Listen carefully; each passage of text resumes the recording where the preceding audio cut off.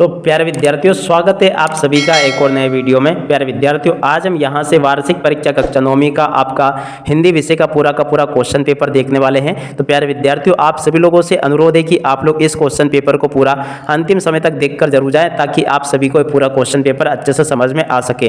तो चलिएगा प्यारे विद्यार्थियों, बिना किसी देरी के वीडियो में अब आगे बढ़ते हैं, देखते हैं और समझते हैं कि कक्षा 9वीं की आपकी वार्षिक परीक्षा का पूरा एक क्वेश्चन पेपर किस प्रकार का आपसे परीक्षा में पूछा जाएगा और इसका सोल्यूशन आपको कैसे पूरा कंप्लीट कर लेना चाहिए। देख सकते हो प्यारे विद्यार्थी, टोटली आपका जो क्वेश्चन पेपर परीक्षा में आएगा बिल्कुल इसी प्रकार का आपको देखने को मिलने वाला है। तो चलिएगा अब आगे बढ़ते हैं, समझते हैं आपके पूरे क्वेश्चन पेपर को और इसके सॉल्यूशन को। देख लीजिएगा, टोटली आपका जो क्वेश्चन पेपर होगा ये बिल्कुल इसी प्रकार का आपको देखने को मिलने वाला है। तो चलिएगा अब आगे बढ़ते हैं, समझते हैं आपके पूरे क्वेश्चन पेपर को। तो देखिएगा प्यारे विद्यार्थी, इस प्रकार का पूरा आपका क्वेश्चन पेपर होगा। आप लोग यहाँ से इसको देख लें और समझ लीजिएगा। देखिएगा इस प्रकार से यहाँ पर आपको ये निर्देश पढ़ने को मिल जाएंगे, आप लोग यहाँ से इसको देख लें। टोटल नंबर ऑफ क्वेश्चन 23 इसमें पूछे जाएंगे, आपके यहाँ पर निर्देश लिखे गए हैं। चलिएगा अब आगे बढ़ते हैं और इसको समझते हैं। तो देखिएगा इस प्रकार के सभी क्वेश्चन आपको देखने को मिल जाएंगे पेपर में। प्रश्न नंबर 1 में लिखा है, सही विकल्प चुनकर लिखिए। सही विकल्पों में पहला क्वेश्चन पढ़ते हैं, प्रेम मार्ग की शाखा के प्रतिनिधि कवि कौन हो जाएंगे? जायसी होंगे।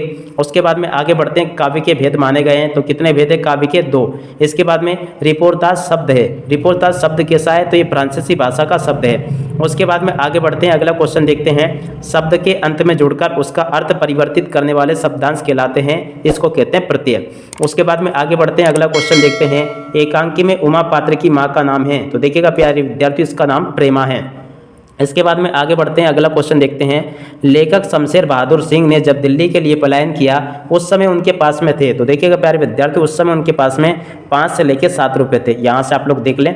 अब इसके बाद में हम इधर आ जाते हैं, यहाँ से देखते हैं। तो इस प्रकार के क्वेश्चन आपसे पेपर में पूछे जाएंगे। रिक्त स्थानों में सही विकल्प चुनकर लिखिए।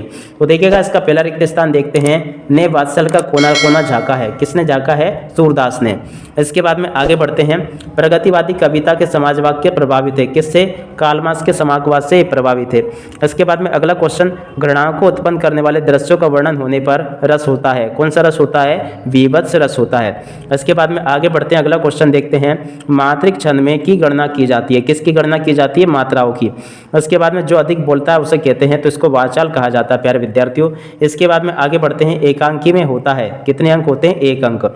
इसके बाद में माटी वाली पाठ के लेखक कौन है? विद्यासागर नोटियाल है। इसके बाद में आगे बढ़ते हैं, यहाँ से देख लें आप, क्वेश्चन नंबर 3 में आपसे जोड़ी पूछी जाएगी। जोड़ी का मिलान कैसे आपको करना होगा, यहाँ से देख लें आप लोग। छायावाद, इसकी जोड़ी का मिलान आपको कर लेना। प्रकृति का मानवीकरण, छंद के प्रकार, इसकी जोड़ी का मिलान 2 से कर लें। नाना साहब की पुत्री मेना थी। इसके बाद में संस्कृति तथा शिक्षा, श्यामचरण दुबे। उसके बाद में ग्राम का तद्भव गाँव हो जाएगा, शमशेर बहादुर सिंह से पार्टी नरेंद्र शर्मा। तो इस प्रकार से आप लोग जोड़ी के मिलान को पूरा कंप्लीट कर लें। चलिएगा अब आगे बढ़ते हैं और आगे के प्रश्नों को देख लेते हैं। तो देखिएगा प्यारे विद्यार्थियों, अब आगे आपका पेपर कुछ इस प्रकार का होगा। यहाँ से देख लें आप लोग। यहाँ पर प्रश्न नंबर 4 में आपसे एक वाक्य एक शब्द में उत्तर पूछे गए हैं। तो इसका पहला क्वेश्चन पढ़ते हैं, क्या लिखा है? मेघ के आगमन की सूचना देने आगे आगे कौन प्रसन्नतापूर्वक चल रही है? तो इसका उत्तर आपका आ जाएगा, बयार, हवा चल रही है। इसके बाद में आगे, चरण सरोज पकारन लागे में कौन सा अलंकार होगा? तो इसमें प्यारे विद्यार्थियों रूपक अलंकार होगा। इसके बाद में श्रृंगार रस का स्थायी भाव क्या होगा? रति हो जाएगा। पराकाष्ठा का शब्द का अर्थ है, तो इसमें आपको लिख लेना चरम सीमा।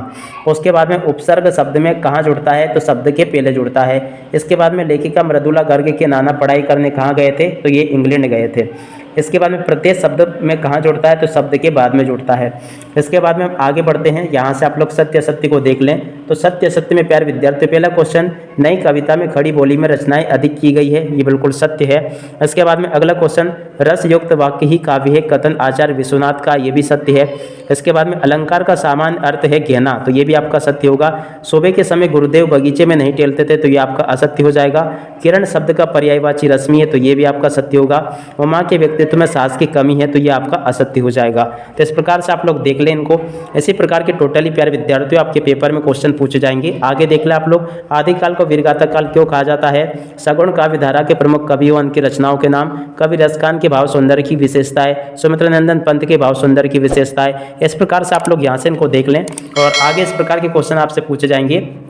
कोयल की कूक सुनकर कवि की क्या प्रतिक्रिया है, मुक्तक काव्य की परिभाषा लिखिए, यमक अलंकार की परिभाषा बताइए, निबंध की परिभाषा, आचार्य प्रसाद द्विवेदी की भाषा शैली की किन्हीं 2 विशेषताओं को बताना है, उपभोक्तावादी संस्कृति के क्या दुष्परिणाम हैं, निपात शब्द से क्या आशय है। तो इन प्रश्नों को आप लोग प्यारे विद्यार्थियों देख लें अच्छे से।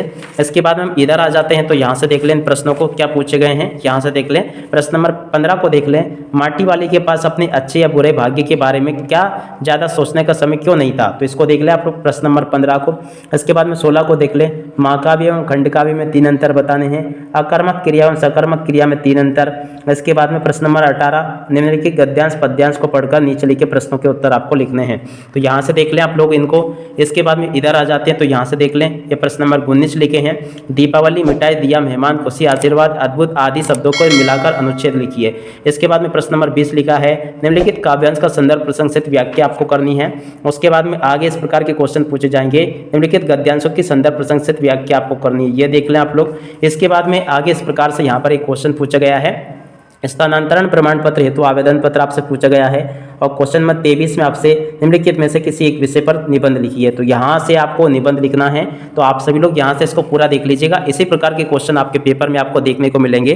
तो प्यारे विद्यार्थियों, अब इसी के साथ में इस वीडियो को यहीं पर समाप्त करते हैं। नमस्कार, जय हिंद, जय भारत।